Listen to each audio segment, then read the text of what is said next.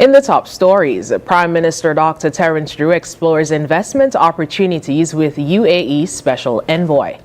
Grenada's cabinet approves extension of jobs stimulus program, and Thailand legalizes same-sex marriage, third in Asia to do so.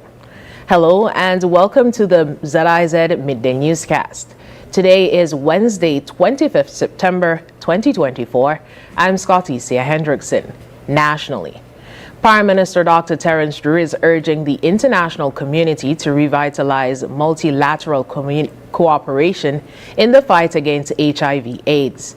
He made the call during a recent UN AIDS event held during the 79th United Nations General Assembly.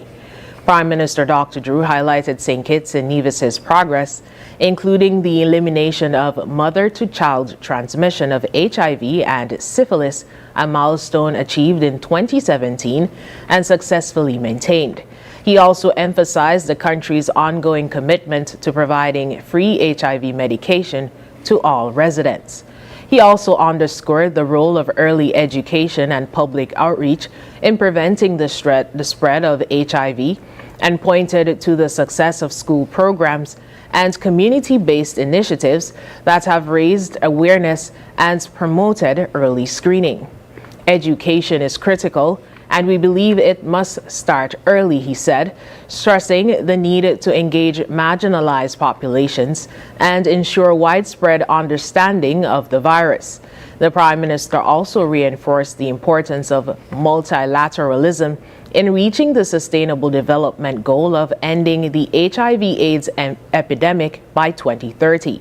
He called on international stakeholders to intensify their efforts, strengthen partnership, and scale up intervention. Dr. Drew commended UNAIDS for its pivotal role in the global response to HIV/AIDS and reaffirmed St. Kitts and Nevis's steadfast commitment to the cause.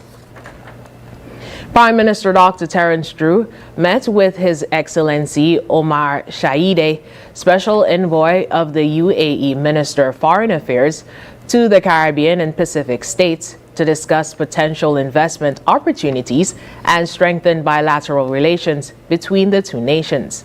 The meeting took place during the 79th United Nations General Assembly and was attended by key government officials from St. Kitts and Nevis, including Senior Minister and Minister of Foreign Affairs, the Right Honorable Dr. Denzil Douglas, Minister of Sustainable Development, Honorable Dr. Joel Clark, UN Ambassador Mutris Williams, and Naima Hazel, Permanent Secretary in the Prime Minister's office. Diplomat and Global Health Policy Consultant Dr. Neil Parsons was also present. Discussions focused on deepening economic and diplomatic ties between St. Kitts and Nevis and the UAE, with particular emphasis on advancing renewable energy initiatives. This follows a recent technical meeting held in Bastia with Masdar, a renewable energy company based in Abu Dhabi, which is exploring sustainability projects in the Federation. Prime Minister Drew expressed his government's interest in attracting UAE investments in key sectors such as renewable energy, infrastructure, and tourism, which align with the nation's development goals. The relationship between St. Kitts and the UAE has great potential to grow, especially in areas that support our national agenda. We look forward to continuing discussions and welcoming further collaboration, he stated. Special Envoy reaffirmed the UAE's commitment to strengthening its relationship with St. Kitts and Nevis and highlighted various investment opportunities.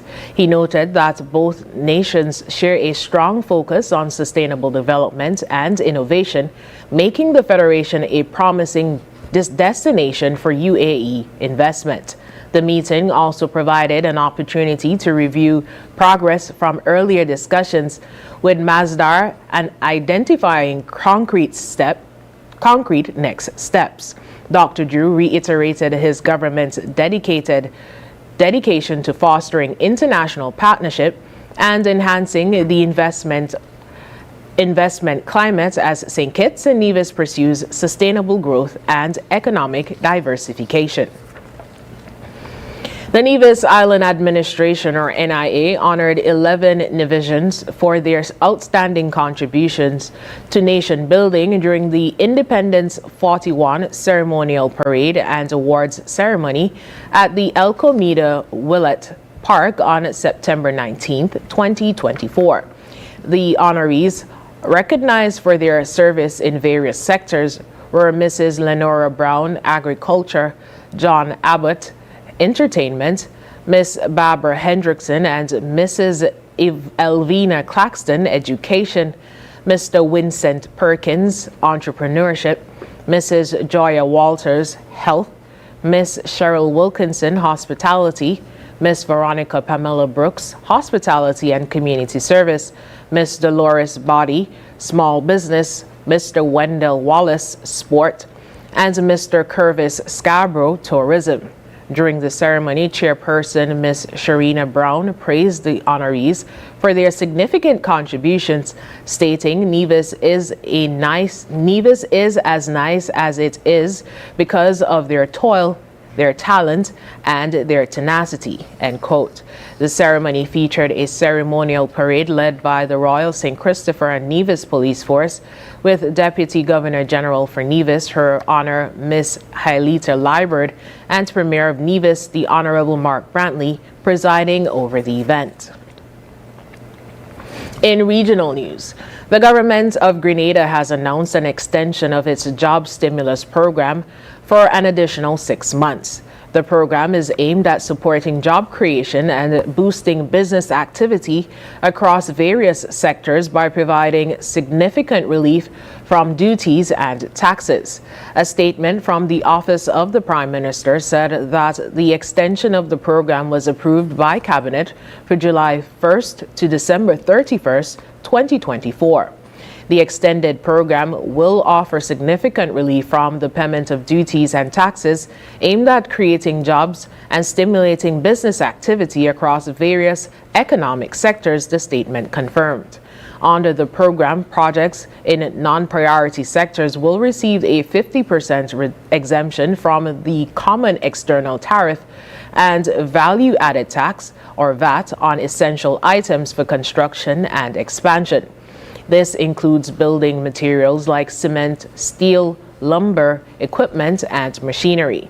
The program also extends support for micro, small, and medium enterprises, or MSME, with those in priority sectors such as tourism, manufacturing, and agribusiness, which will benefit from similar tax exemptions on equipment and imports. In other regional news, Haiti's Prime Minister Gary Conille met with Jamaica's Prime Minister Andrew Holness today to address the security challenges facing Haiti, a member of the Caribbean Community, or CARICOM. Their discussion took place on the sidelines of the 79th United Nations General Assembly, which officially began on Tuesday. Prime Minister Conille expressed satisfaction with the talks, highlighting the upcoming deployment of Jamaican troops to Haiti as part of a security mission. He noted that the discussion included details on equipment promised to help secure the Bay of Port-au-Prince and shared regional experiences in combating armed gangs. Prime Minister Holness emphasized the need to restore stability in Haiti and discussed the ongoing support from Jamaica and the expanded assistance required to return the country to normalcy. In international news, Thailand has officially legalized same-sex marriage, making it the third Asian country to do so following Taiwan and Nepal.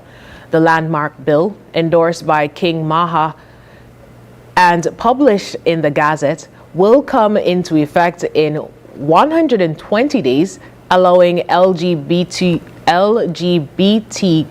plus couples to marry by January next year. The new law grants full legal, financial, and medical rights to marriage partners of any gender. Prime Minister Pitong Tarn Sheena celebrated on social, quoting, "Congratulations to everyone's love," with the hashtag #LoveWins. Despite Thailand's reputation for inclusivity, Conservative social values delayed the passage of marriage equality for decades. The Pheu Thai government has prioritized this issue, aligning itself with Bangkok Pride in June. Pride organizers have announced plans to host a mass wedding for couples on the law's first day of implementation, marking a historic moment for LGBTQ+ rights in the region. Organizations to help pay abortion costs are capping how much they can help as travel costs rise and the wave of rage giving that fueled them 2 years ago has subsided.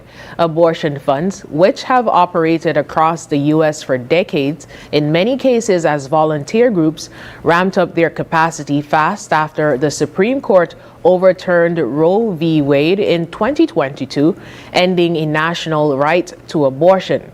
Donations rolled in from supporters who saw the groups as key to maintaining abortion access as most Republican-controlled states implemented bans.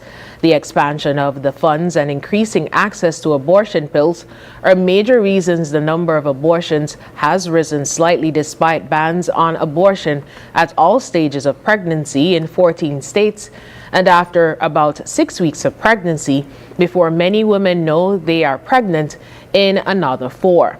But the funds have found that even with the record budgets, it's not enough to fill the gaps between the cost of obtaining abortions and what women seeking them can afford, as they have to travel farther for legal procedures.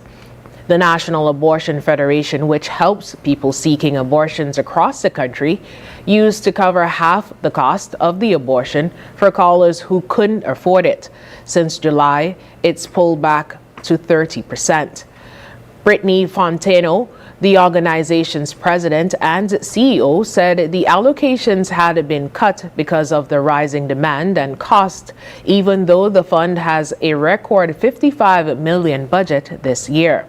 Other groups have also imposed limits on aid to keep them from exhausting their funds. And now for the weather. Present weather is partly cloudy skies. Winds are a light breeze of 8 miles per hour from the north-northeast. The temperature is 30 degrees Celsius or 86 degrees Fahrenheit. Seas are 1.2 to 1.5 meters or 4 to 5 feet. The weather forecast for today predicts partly cloudy with a 60% or moderate chance of showers and a 20% or slight chance of thunderstorms. Tonight will be partly cloudy with a 60% or moderate chance of showers. Sunset today will be at 6:04 p.m. and sunrise tomorrow will be at 6:01 a.m. And that brings us to the end of the ZIZ Midday Newscast. Join us this evening for these stories and more in detail. Thank you so much for joining us. I'm Scotty C. Hendrickson.